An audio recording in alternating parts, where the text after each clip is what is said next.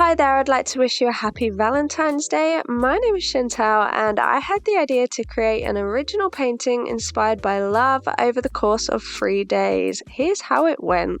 I was inspired to create a piece surrounding love during my trip to Rome when I saw all of the Renaissance paintings, and that's kind of what I wanted to replicate. But then I started with watercolor and realized I wasn't going to get any of the effects that they used with oil paint. It just wasn't going to happen.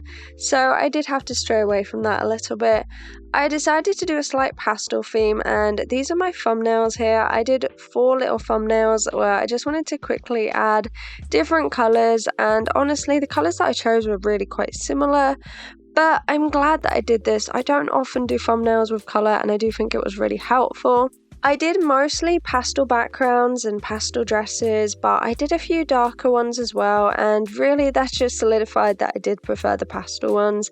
I tried some different skin tones and different hair colors as well. I probably should have been more spontaneous with my color choices, but honestly I knew that I wanted a cherry blossom tree and I wanted the two people to actually complement that, so really it was kind of a blue, pink, purple theme. I think that was always going to be the decision.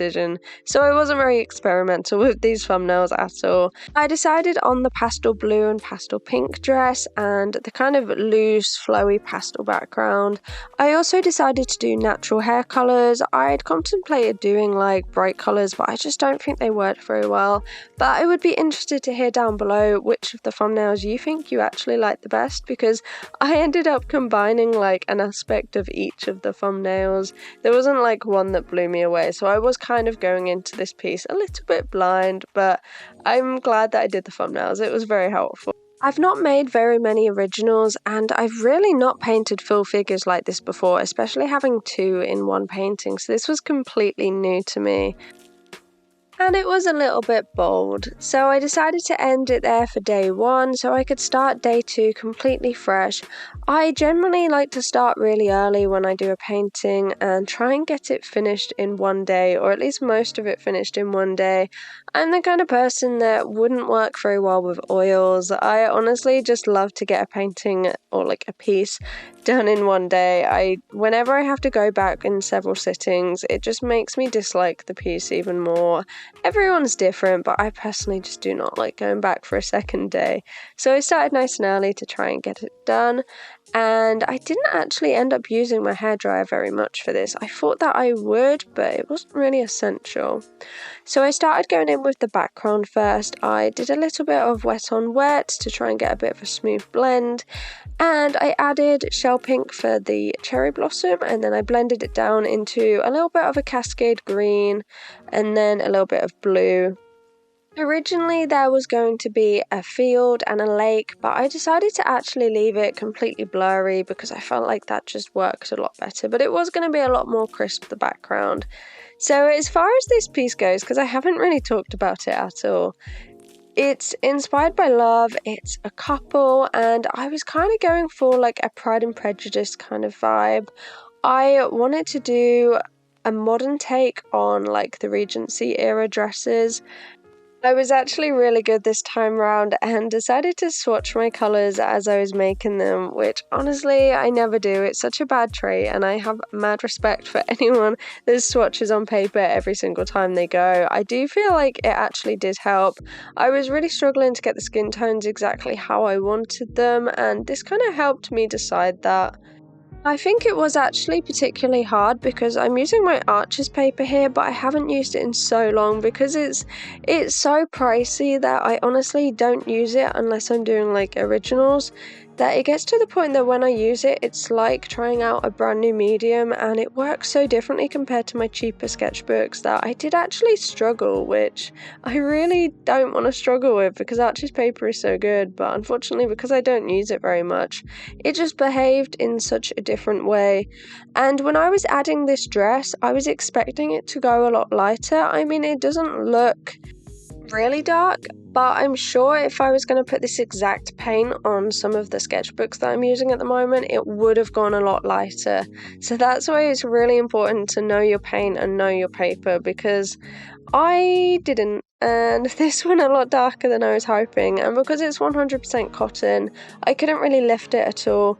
This dress also went a little bit darker than I was hoping. I think because I'm used to other papers, I just was expecting it to lighten on the page, and it kind of didn't, so that's just something to kind of be aware of.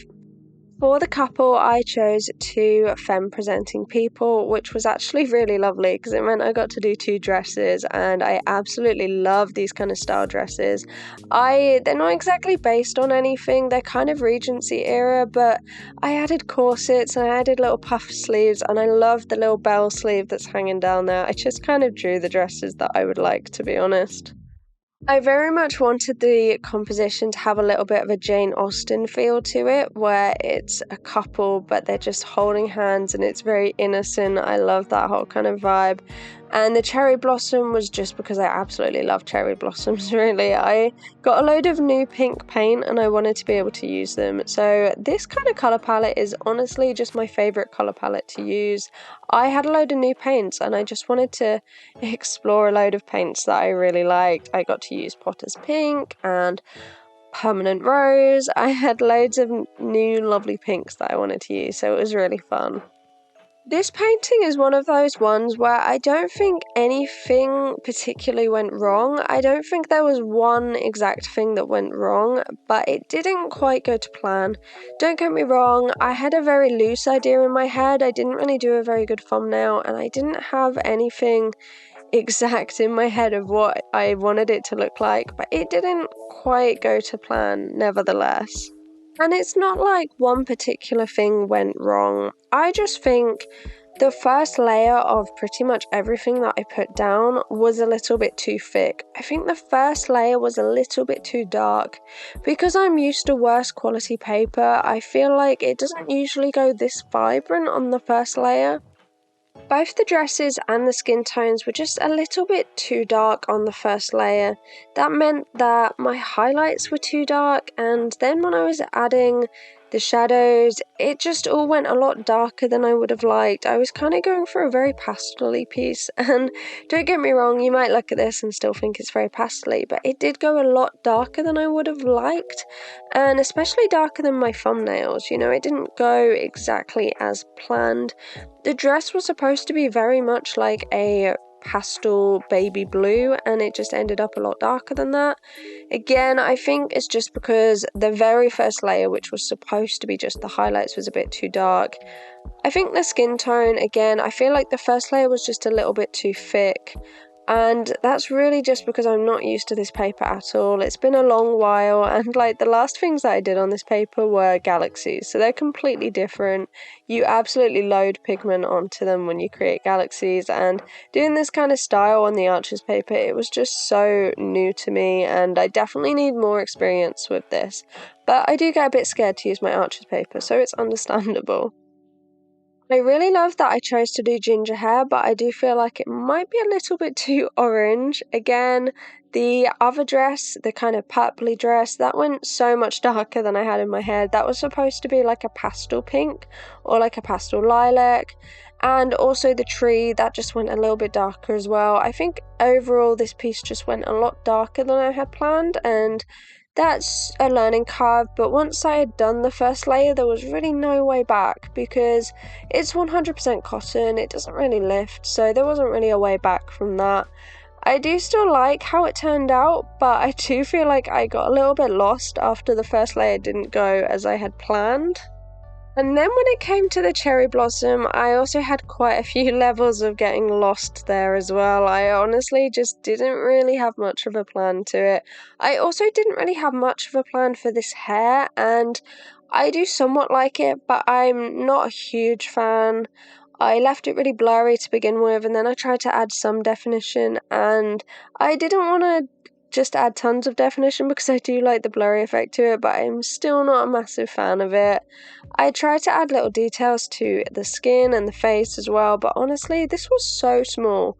This was so much smaller than anything that I'm used to, so I really struggled with the face. Even when I used a smaller brush, I really struggled.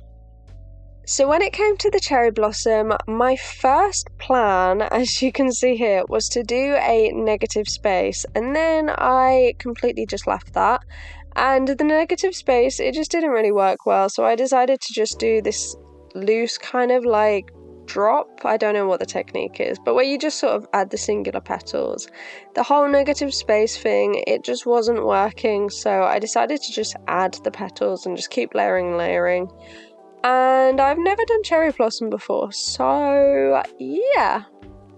This was actually a pretty last minute decision that I'd made. I kind of wanted to do something for Valentine's Day, but I hadn't planned for it to be this big.